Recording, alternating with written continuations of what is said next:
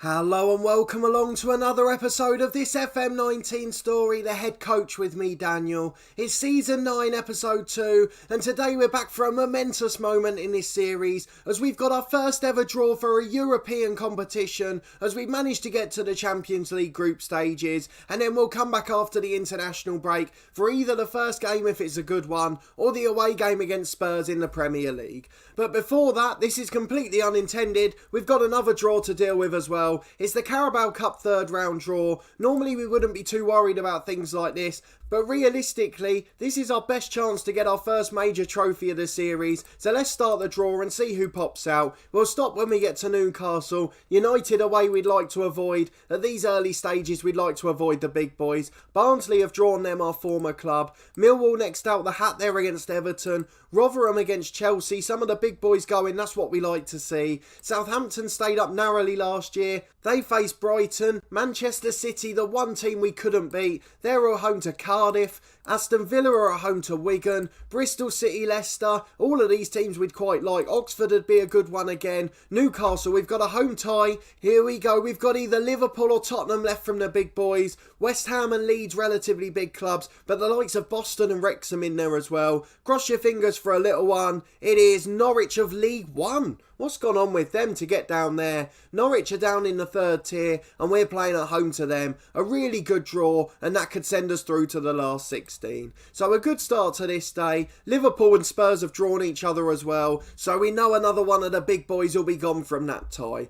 Brilliant news for us. We've got Norwich, but that's not the cup draw we're too worried about today. We've got the Champions League group stage draw coming up later in this same Thursday. And we'll be back in a moment with highlights from the draw. Right, it's 5 o'clock. We're one of the 4th seeded teams for the Champions League, which basically means we're going to get an awful group. Let's go and have a look at the draw in total. The first seeded teams are the champions from the big divisions. I'm not quite sure why Juve and Roma are in there. That doesn't seem to quite work out, unless the rules have changed on here, or I'm not up to date with the rules in real life. The second seeds, PSG, United, Chelsea and Barca. Jeez, that's a strong draw. So basically, looking at those two pots, the Europa League is going to be the limit of our ambitions from this group. But even the third pot, you've got the likes of Milan, Benfica, Bayer Leverkusen and PSV. There's going to be some really tough ties. And then we're down with the sides who usually fail to qualify. There's still a couple of decent sides in there, the likes of Celtic and Zenit in Petersburg. But then we've got our Apoels, Legia Warsaw and Maccabi Tel Aviv. So it's going to be quite a tricky draw for us as we can't get any of those sides in our group. So let's kick off with the draw. What we're going to do is we're going to rush through these first 3 pots just to get all of the 24 teams out and look at where we might want to be. The answer is probably nowhere. So the first group, City and Napoli, that's not a group we'd want to be in. Let's draw the team and see if it's us. It's Celtic in that one. The next one's got Roma and Barcelona, so we'd probably quite like to avoid that too, and we have done. Porto and Atletico Madrid and PSV. I would argue out of the 8 groups, this might be the best one. 2 teams that we could possibly beat on our day. I know we're just judging that on reputation. Porto could be a brilliant club, but they don't look to have any players worth sort of 50-60 million. So I think that's the group I want. So cross your fingers everyone. Our only chance to get through in the Champions League draw hinges on our name popping up here. Oh dear, it's Zenit St Petersburg. That's not quite what we were intending, but probably the strongest side in the 4th pot have been drawn into that group, and that's going to be a really interesting one for the neutral. The next group's got Dortmund and Chelsea in. Obviously we can't be in there. I don't know why I was looking at Group A as well. City are in there. We never could have been drawn in that one. We know we're going to be drawn in one of the next 3 groups. We can't be in the group with Manchester United, Group H, but there's some big teams in these two. Bayern Munich and PSG. Then the next one's got Juventus and Valencia and Bayer Leverkusen. And Group G, Schalke, Real Madrid and Milan. They are absolutely impossible groups. The first one's probably just about the best, as we've got a chance of nicking third. The other two I think we'd struggle to finish even in the Europa League place. So let's just put ourselves out of our misery and see which one we end up in. Group E, that's Young Boys of Switzerland. Group F, Legia Warsaw of Poland. Group G, that means we're going to have Real Madrid, AC Milan, Schalke and Newcastle United. What a return to European football that is. A team from each of the top 4 rated leagues in Europe. The English Premier League, the Italian Serie A, the Spanish La Liga and the German Bundesliga. Something you see very rarely, and that couldn't have been much tougher for us there. We'll round off the draw by seeing Maccabi Tel Aviv come out in United's group, but that could not have gone much worse. What it does definitely mean is that our first group game's going to be an absolute humdinger, no matter which team we're playing against. So that confirms the draw, the second of the day. Let's go back and see who our first fixture's going to be against. We'll just skip through to the next media message where the fixtures should have arranged themselves. There's our confirmation then. The final's in Barcelona on the 29th of May. I'm pretty sure we won't need to worry about booking flights for that one. We've got a really tough group. The fact that they've stated here it's a tough group because we've got Real Madrid and Schalke in there, and then the other team in the group is Milan. Like, they're no opposition at all. Shows just how tough a one it is. Let's go and look at the schedule for who's first up. It's Real Madrid at St James's Park. It couldn't have been more perfect. So that's definitely going to be our game for today. Forget about Tottenham away from home. We're going to be focusing on the Champions League and a massive tie against Real Madrid. So we'll go and play these two Premier League games off camera, then we'll review all of the results since the last episode before making our managerial bow in a European competition. We'll see you in a moment for that. Okay, we're back for the big day up in Newcastle, at home to Real Madrid, under the lights of St James's in the Champions League. But first, let's go and look at the few results we've had since the first episode. You can see we're hovering up in 5th place. All of the big boys are up there. Arsenal have made a recovery as well after their relegation battle last year. So let's go and look at that schedule. We're probably on the exact number of points we expected to be on at this stage. It's just that we beat Liverpool on the first day and were held at Bristol City. Other than that, if you'd switch those results around, we're probably exactly where we'd have expected. So we beat Liverpool at home on camera. You saw that brilliant performance. We lost narrowly away to Manchester City. We got outplayed and were 2-0 down. Greenwood got a late consolation. We won 2-0 at home to Fulham, which was comfortable. Lavinas and Bernard.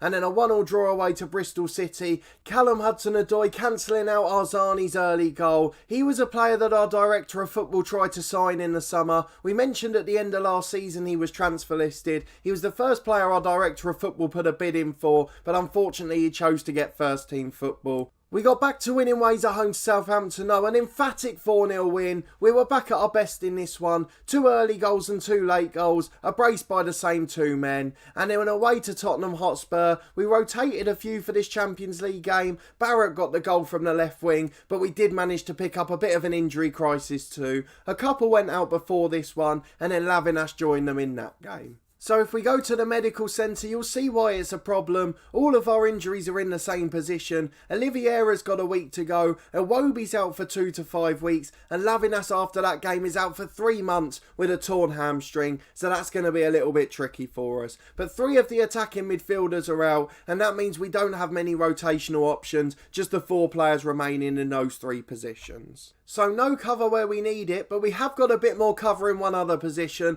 Our director of football's been raiding the free transfer market again, and he's bought in Nikolai Boyleson. He's a man I recognise from being at Ajax in his earlier career. He's at Copenhagen in real life now, and he's been at a couple of other clubs since, both in La Liga. He's a 34-year-old Danish left-back, the position we said we needed cover. He can cover at left wing-back and centre-half as well. Physically he's well over the hill, but he can do a job for us in the odd game, should we need him to make an appearance. He can't play in the Champions League as we already had a squad for that. With us having no homegrown players at the squad over 21 years of age, it's meant that we've had to drop a few players as we could only then have 21 in the squad rather than the usual quota of 25. So we've got 21 plus Martin Chapman, but hopefully they'll be able to do us proud today, even though we're missing a few of the stars that we'd really like to have had fit. So let's go and look at this game then. Are we going to be favourites? Of course we're not. Milan were seeded 3rd in the group if you remember. They've absolutely whacked Schalke 4-1 in that game. Schalke getting a late consolation, but that doesn't bode well for the rest of this group for us. We're not the favourites at home to Real Madrid. They've got 1 unregistered player, but they're still very much favourites away from home. No injury problems for them to think about. They're going to put out their first 11, no doubt. So let's put this line up in order so you can see what we've done. We've got absolutely no choice at all really. Of players who are fit and in good match condition, only Chapman's out of the squad. Everyone else that's available is in the team or on the bench, although a couple of them are just coming back from injury. So Lascelles isn't starting as a result of that. He'll probably come back in the weekend Premier League game. or in the Carabao Cup tie next week. We're going to make a few changes to roles when we get into it, but we're just delighted to be in this competition. Hopefully the fans will make it a magical special night at St James's and we'll have a brilliant time no matter what the result is. So let's go through our lineup quickly. We've got Machilov in goal making his debut, Gomez and Lewis are the fullbacks with Konza and Janderson at centre half. Douglas Luiz in his familiar Segundo Volante role with Rivera in central midfield, and then Arzani, Ranzan and Barrett are in behind Bernard as they're the only three fit, other than the new signing Suarez, who makes his first appearance on the bench today. So let's get into the game. David Raya will be disappointed to miss out, as will Lascelles, but they'll surely get their chance later in the competition. Fingers crossed we can get a result, though it is going to take a bit of a miracle.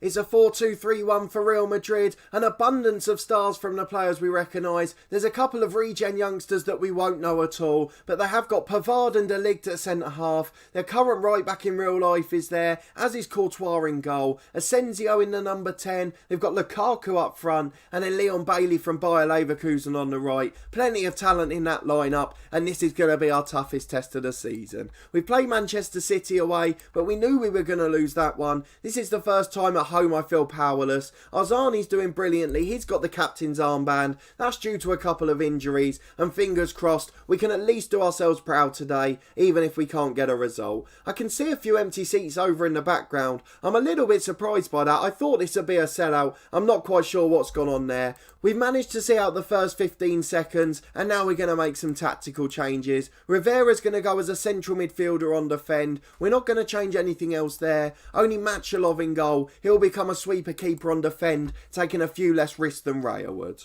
5 minutes gone though, there's not much to talk about. We've got our first attacking highlight now, and it's us coming forward with Arzani. He finds Gomez at right back, tries to cross early but is blocked and falls for Lewis. He charges at the fullback though and gets to the byline, but the cross is blocked brilliantly. They've just got that extra bit of pace and guile defensively. Though Ranzan pulls a brilliant shot out the bag and he forces a good save from Courtois, who tips behind for a corner. It's Ranzan again on the edge, getting a rare chance due to the injury to the brilliant Oliveira, and he's going to get a couple more weeks in the team before he makes his return from injury. Barrett on the left hand side to Ranzan. He's got time again on the edge, finds Arzani who shoots but is comfortably wide of the post, and with 7.5 minutes gone, we've probably had the better of it. Rivera heads a short ball away. We've got a chance to build another attack from the back. Arzani coming forward over the halfway line, and there's no pressure on him at all. 3 close him down now though. Gomez goes back to Luiz. We're trying to call them out of position to the left hand side, and then we can catch them on the counter. It's Barrett in the box but he's headed away. Lewis on the rebound, the left back, but just wide of the post, and Real Madrid survive. 15 gone, it's another highlight for us with Arzani, puts a free kick just over the bar, it's out for a goal kick. Courtois not been troubled too many times, but we have certainly had more of the chances. Asensio with a free kick for Real Madrid though. They've got a chance to come forward now. Leon Bailey off that left wing, but it's a really good block. Arzani can't get to the second ball though, and Bailey tries to deliver again, but it's deflected behind for a corner. Real Madrid's first of the match. It's an outswinger from Asensio. Let's see if he can find his man. He can't. Janderson does well. It's Timmers on the edge of the box though, but it hits Lukaku on his way through, and thankfully for us he was in an offside position. A quarter of the game gone, and we've certainly no complaints about our performance so far. It's a Real Madrid throw on the left though. Herrera gets it at left back. He finds Gravenberch. That's a brilliant name that is. Timmers inside, but Douglas Luiz intercepts. Bernard can't get to the second ball though. It's just a bit of pinball in the defensive area for us. Can't get it clear for good. It seems to just keep bouncing back. Real Madrid really coming into it with Leon Bailey. Brilliant through ball. Asensio puts it in. You could say we've been hard done by based on the run of play, but what a through ball that was from Bailey. Absolutely carved our defence open. 10 minutes to the break and we trail 1-0, and it's proven to be as big a step up as we expected.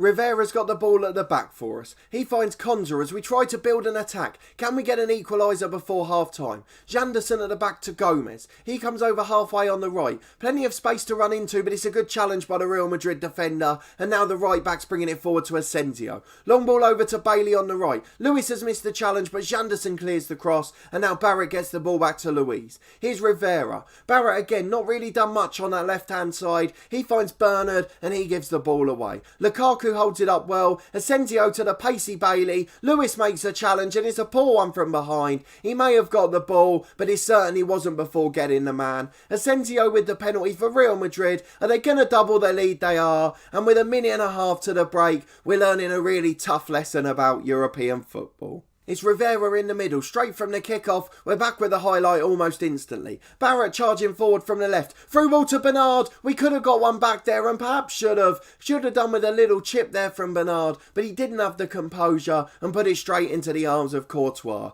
Good smothering by the experienced keeper and a lovely ball through beforehand, but it wasn't enough, and at the break it's 2-0 to Real Madrid. Let's go and talk to the lads, see what our assistant manager recommends. He wants us to tell them it was very disappointing, so we'll do exactly that. I'm a bit surprised. We played pretty well for the most part. We had double the amounts of shots and shots on target until the last minute. We just didn't really take our chances, although Real Madrid's have been clear-cut ones. Konza with the ball at the back as the highlight ends, and we're back again with another attack. It comes with us losing the ball though. Asensio finds Timmers on the left. Real Madrid are countering with Lukaku. Beats Konza to the ball, and it's a brilliant save by Machilov. A lot of weak performances in the team today, despite our overall domination. Timmers with a cross out swinger. Lukaku loses out to Janderson, one of the men who has done quite well at the back, and we've hacked it away for a throw. Straight back with Timmers taking it though. Ranzan intercepts for Douglas Luiz. All the way back to Machilov. He finds Konza. Or can we build out from the back again, or will we get caught in a deep defensive position? It's out to Lewis and now Barrett. Barrett coming forward for us on the left hand side. He tries to find Bernard with a through ball. Good effort again. Straight at Courtois who tips it behind. Barrett with a lovely through ball though for the striker. Arzani with an in-swinger. Barrett loses out in the air and is cleared long, but Lewis is going to get there with another sliding challenge. Has he not learned his lesson from the penalty? 10 minutes into the second half and we still trail 2-0. Nearly made that 3, but Machilov with a brilliant save clawed the free kick off the line and we managed to hack it clear with just half an hour to go. Let's make a couple of subs. We're really struggling and see if they can make any difference. Bernard's had a poor game, he's anxious, he's made a couple of mistakes in front of goal, so Mason Greenwood will get a chance for him. The left back's been poor, but we've got no replacements. Douglas Luiz is anxious as well, so Declan Rice will get an appearance for him. The right back Joe Gomez is furious, so we're going to switch Konza for him, and then we're also going to bring on Jamal Lascelles, a man who's used to being in the team. He prefers to be the right centre half, and then Janderson can do the same as well. He'll be a central defender on defend. Neither of them want to be ball players. Let's get back in for the last quarter of the game and see if we can avoid embarrassment. It's a throw on the right for Konza. He's lost it to Asensio. Goes straight back to him though, and now Declan Rice. Konza back to Machilov in the Newcastle goal. The fans can't be too happy with this, but at least we put up a fight. Barrett coming over halfway on the left. Apologies for the voice starting to squeak again, but Lewis is going to Barrett again. Barrett from the edge with a shot straight at Courtois. It's a comfortable save, but at least we're creating chances. It's a Real Madrid corner this time though. In-swinger for De Ligt, hits the bar. Lewis hacks it clear, and now Greenwood can counter. It's 3-on-2 briefly, now 4. Can he find the cross? He can't. He holds on for it too long, and unfortunately Real Madrid challenge him. It's a long ball from Courtois, straight to Konza. He finds Arzani who loses out. Now it's to Gravenberch in the middle. Plenty of time to come forward. He's been a class above our midfield. Long ball into the box from the right back, but it's straight at Machilov in the Newcastle goal. Janderson bringing it forward. Short ball out again. We're always playing good football, and now Barrett on the left-hand side. He's got to find form soon, as Iwobi's out for a few more weeks. Ranzan can't get on the end of it, and the ball's hacked away. We're still coming forward with this highlight though. Surely it'll lead to something. Barrett finds Ranzan, and we've got one back. A lifeline with just over 15 to go, and the 2 new signings and the wonder kid combine to make us a goal. It's a corner on the right for Arzani. Can we put them under pressure now? Ranzan at the back post on the left. He finds a Rivera via the block cross. Back to Lewis on halfway. Charging forward to Lascelles. Declan Rice the substitute to Arzani. Can we create just one more chance? Greenwood hopefully will be able to take it. Rivera finds Barrett. Greenwood out to Lewis on the left hand side. Manages to keep it in and cross. Hacked away as far as Rivera. Falls for Declan Rice. Hits the crossbar and is cleared. Hacked away for a throw by Madrid. 15 minutes to go and we're really making a fist of this now. Let's go and demand more from the lads, and fingers crossed they can just create something, nick an equaliser and give the fans a happy evening. I'm sure they're delighted just to be back at playing at this level, but if we could get a point off Real Madrid, that would be something spectacular. I'm looking at some of the results in other groups. Juventus against Bayer Leverkusen is 7-0. That is absolutely ridiculous. Ben Woodburn playing there, Dybala's still about. There's some other close results as well, and the 5-0 win for Monaco against Maccabi Tel Aviv. That one's a bit less surprising than the first one. Lukaku with a short range header, good save by the keeper, and the woodwork does us a favour. It's Greenwood on the counter though, just 15 seconds left, and I think our final chance to break's gone now. The time's up and the whistle will surely go. The throw-in's taken and it has. It's a 2-1 defeat at home to Real Madrid, but against the top seeds in the group, on our return to European football, we really put up a decent fight. Let's go and talk to the lads. I'm not telling them that was disappointing because I don't think it was that bad. I'm going to say it was unlucky, and a few of them have gained some confidence. We could tell by the fact that a lot of them were nervous and anxious that it was a big night for some of them as well. A lot of these lads won't have played at European level before, and it's something we do have to factor in. Asensio's brace was just too good for us, and unfortunately we start with a defeat before our trip to Schalke in the next one. They lost at Milan, so hopefully we can nick a result there, and then those Milan games will be crucially important as we look to nick a top 3 or top 2 place. Let's see what was said about the game. They were unconvincing, so it does prove we gave them some troubles. The goalkeeper made his debut. He did okay. I'm not quite sure what his rating was. 7.0. I'm completely happy with that. So let's go and look at the schedule after that opening day defeat. We do want to show as much Champions League as possible, as it's a really good competition for us to be in, and for the first time we might as well celebrate it. So the next episode we're going to focus on nothing off camera. We're just going to look at our few results and play a double header. We've got 2 massive games coming up. Arsenal are home after the October international break. That's in the Premier League. And then 3 days later we play AC Milan, which could be crucially important, particularly if we get a result against Schalke.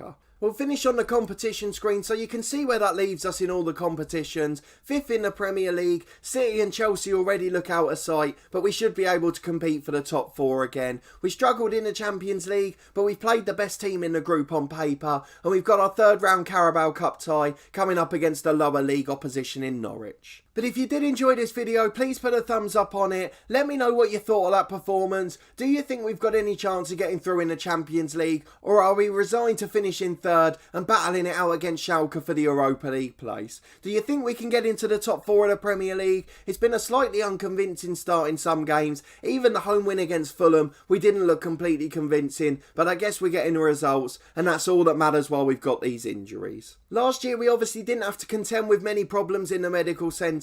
This year that could make things a bit trickier. Even though we've got a slightly bigger squad, a lot of the backup players are quite young. But I guess we'll wait and see how that pans out when they're called upon and get experience at this higher level. Subscribe to the channel for daily FM19 content from my 2 long-term stories, this one The Head Coach, and then our One Club series Part of the Furniture with Torquay United. And keep your eye on the channel on Fridays over the coming couple of months. There's a couple of other sports games coming out that I'm really looking forward to trying, and they're going to form our content on Fridays on the channel over the spring and summer period. So if you are a fan of other sports games, then do check them out. I really do appreciate it. But a massive thanks for following this series and your continued support as always, and we'll see you next time for another big double header in 2 big competitions.